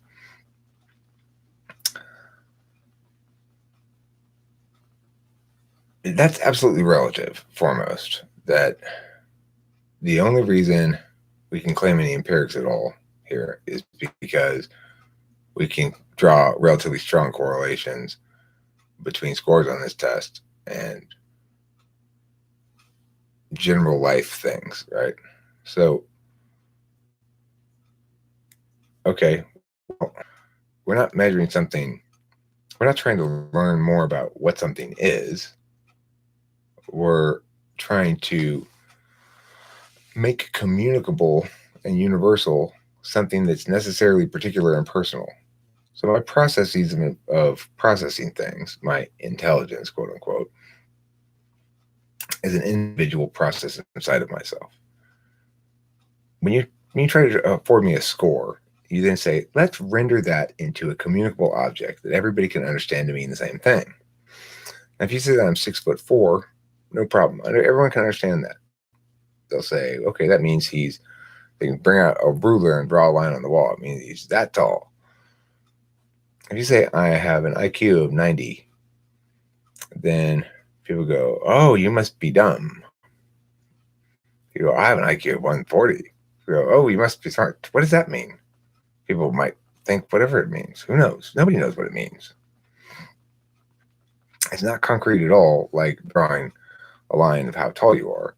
And it's not even semi-concrete, like justice or honesty or anything else that describes something in particular, where you can actually, what comprises injustice, what comprises dishonesty. Those things are questions that can be answered. What comprises intelligence is not a question that can be answered. I mean, not in the same way. I can say what comprises justice in a concrete way. If it violates, or if it transgresses, it's unjust. I can define, what was the other one I said? Justice and then honesty. I can define honesty is to be honest, is to be consistent, to communicate consistently with one's own internal representation of reality. So it's like to not know on the inside one reality and communicate that you know on the inside a reality other than what you actually do know. That has to do with honesty, right? Those are things you can test. You can't test smart. You can't test intelligent. That's why there's an intelligence test, because you can't test it. There's not a justice test. Why not? Well, because you can test it and you understand what it means to test it. You can only check and ever check a given action for a status of justice. That's all that you can check. Is this a just act? Was this a just act or an unjust act? Same thing with intelligence. You can only ever judge whether a given problem or given event or a given stretch of time, some sort of framed thing comprised a good example of intelligence. You can't say he's a just person You can say that, but what you mean is he doesn't commit acts of injustice. You can say he's an honest person, and you mean something concrete. He's um, he's saying things consistent with what he actually believes and thinks. If you say a smart person, you're not saying something concrete. That's why it's dumb. And that's why they have a make believe intelligence test to make us believe it's something concrete. If it were something concrete, you'd be able to test it the way you can test justice and honesty.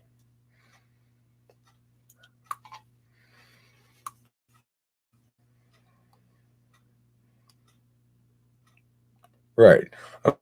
Okay, Sinjin, this is a good frame of reference here. The thing I would like to be able to do with measuring intelligence is be able to know what my student can improve in and what is a lost cause. And we have that with cognitive functions.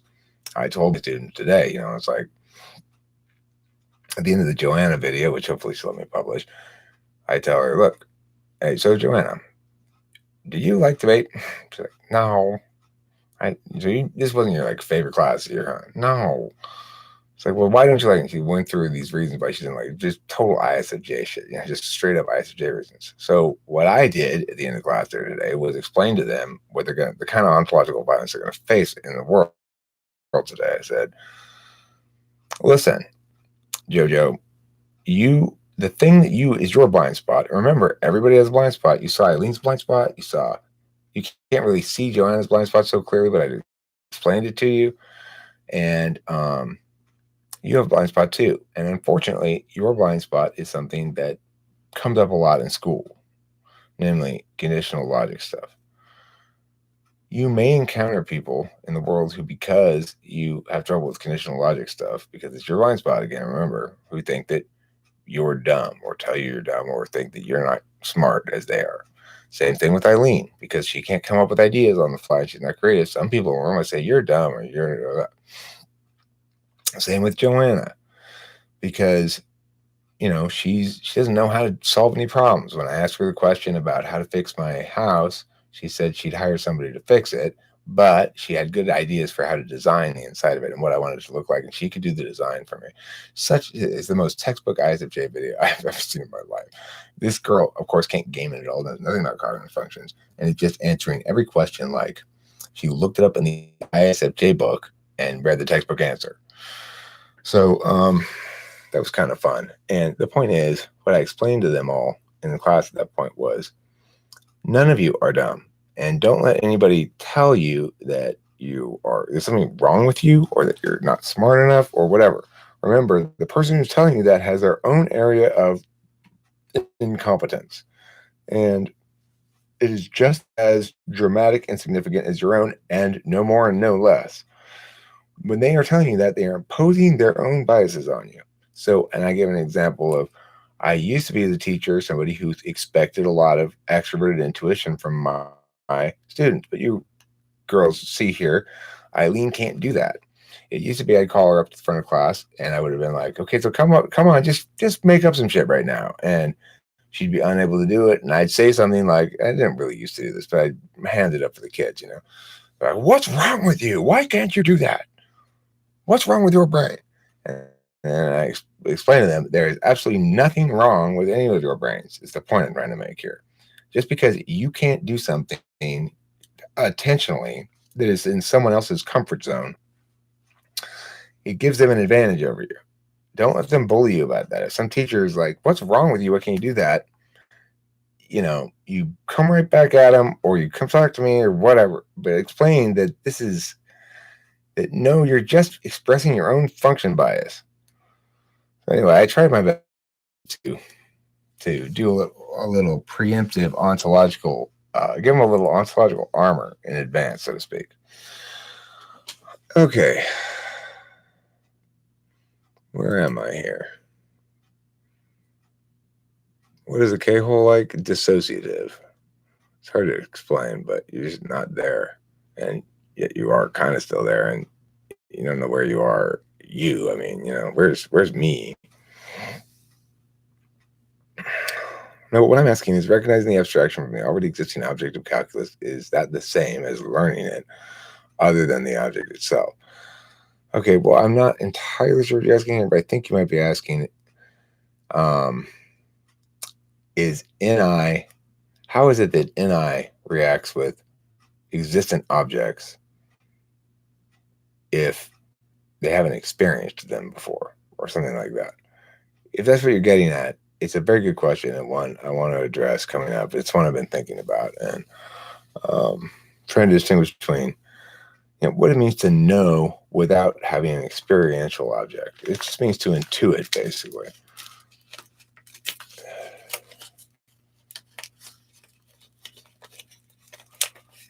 All right. Well, I think the base abstraction is got you got these various attentional matters, some of which are rewarded or weighed more heavily on the test than others.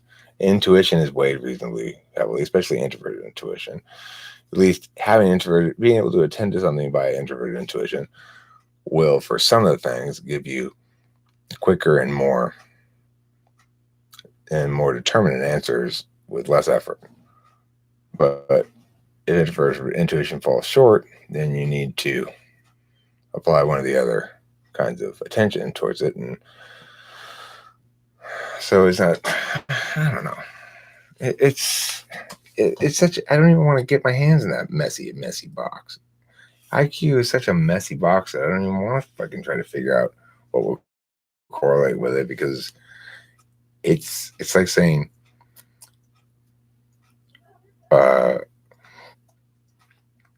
okay, you want to help over here with this project that's going great, or you want to help over here with this toxic waste cleanup. I don't want any part of that toxic waste cleanup.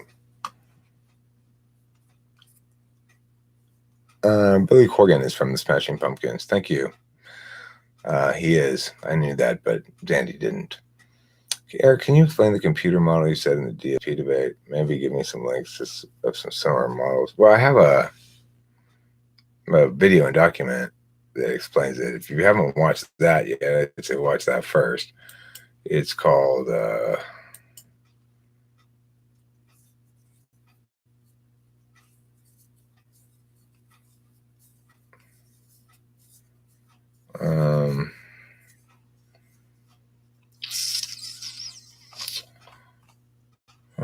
let's see. I'll try to find it here.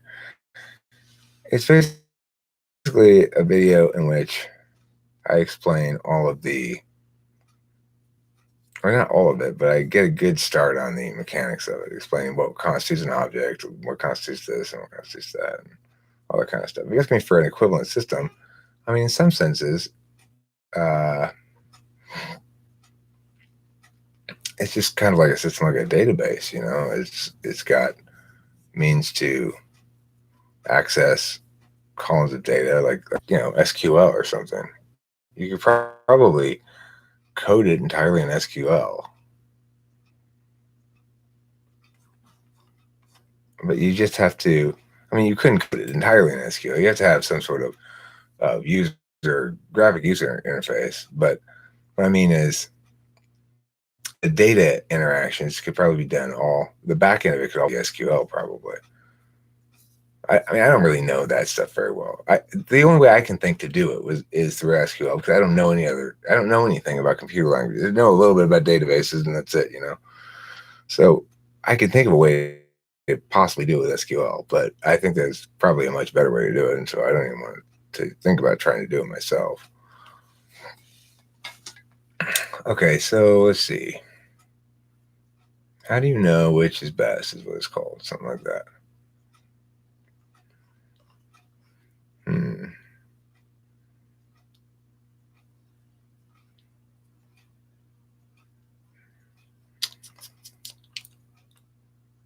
Huh.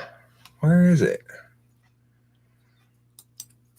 How to know.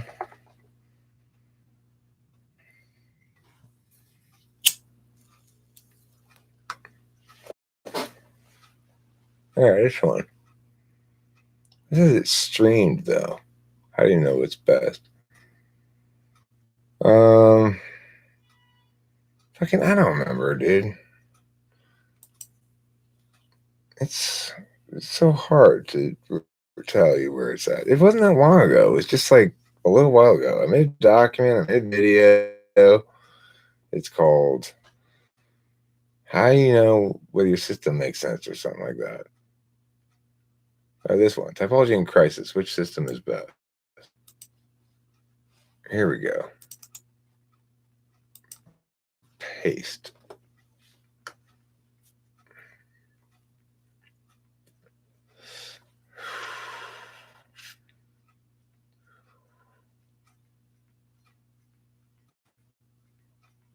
If that's a Joanna I know, she's annoyingly avoidant. It's not the Joanna you know, I'm pretty sure.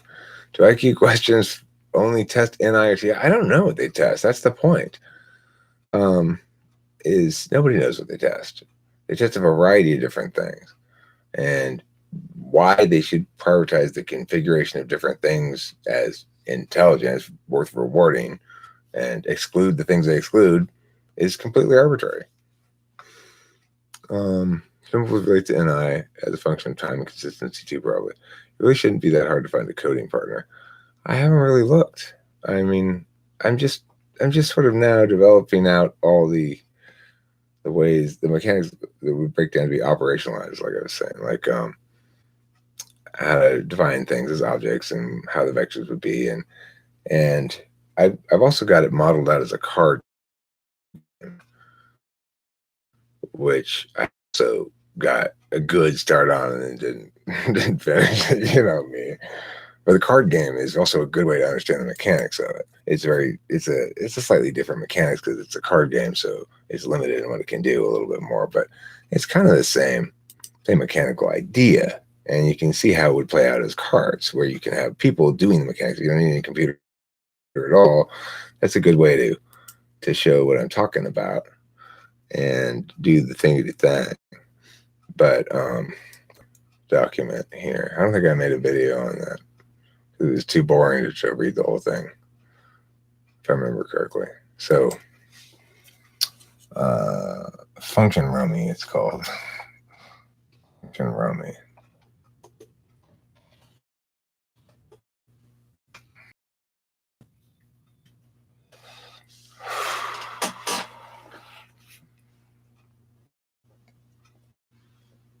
So you might find this. Maybe I did do a video on this. I think I might have, but it's like, I mean, it's really complicated to explain. So, I mean, it's the most complicated.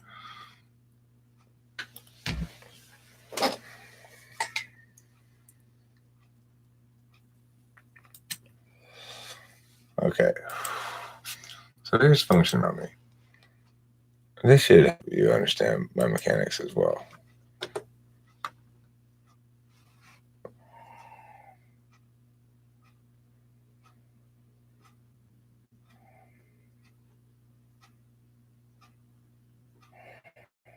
Jordan Peterson pretty high on the valuation of IQ. Yeah, I guess that's why people keep bringing it up. Well, that just shows you where he's wrong as fucking the wrongest sack of wet, stinking wrongness I've ever seen. I did a live. Oh, that live stream isn't about it, really. It's like every live stream. Ignore the titles of live streams because I never stay on topic at all. It's just impossible for me. Write poetry on a cruise in the middle of the Pacific Ocean. Your mind is a landscape in which the creative river flows. Why would you want to write poetry on a cruise in the middle of the Pacific Ocean? Why not write poetry? It doesn't matter where I am to write poetry. I'm like Raul Diego, okay? I paint with my ideas. I don't need my eyes. I don't need my nose. I don't need my ears to paint. Just my ideas. Okay? So remember that. It's important. Well, I think I'm going to go to bed, you guys. I appreciate everybody being here. I really do. And thanks if he's still here. I don't think he is, but Desert INTJ for the super chat. I appreciate that. And anybody else who's in here, no, it's el sensors with the problema. We intuitives. We know with our ideas. Sensors, like rocks on the ground. Just sit there dumb. Just not even think.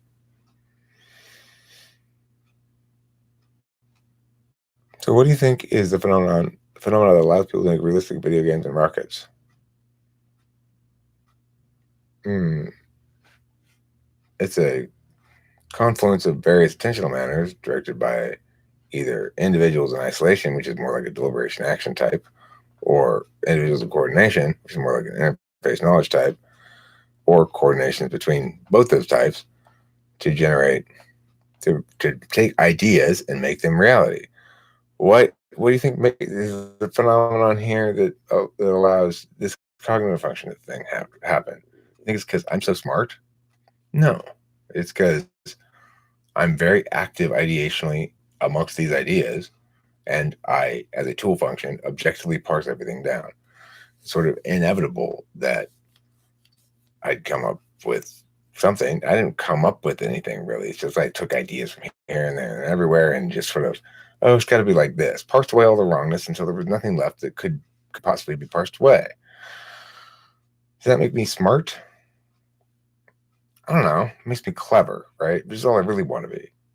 Why would I be smarter than the person who fills in all the gaps here? Because I probably won't. Because I got a lot of things I'm interested in, not just this. I want to write music. I want to make more songs soon. I'm working on a pond. I got installing a pond in the backyard. I got to go up the palm tree again to cut down these berries that grow on there that fucking drive us crazy if we let them grow. And I got shit tons of things to do. So, I mean, the easiest thing to code probably first would be the card game. That would be probably the smartest thing to do. Would be to do the card game first, because you don't even have to code that. We could just play it. If I could just get sort of a virtual deck of cards that could everybody could see the same. I don't know if I have trouble explaining this, but you know what I'm saying? Like if you could go into a room and the cards be dealt, then you could talk through what happens, kind of. But anyway, whatever about that. That's not on the top of my priority list or anything. I got all kinds of shit to do. And most of it is very mundane stuff too. Cleaning the house and taking care of my mom and going to work and getting rid of those symphony tickets so I didn't have to go.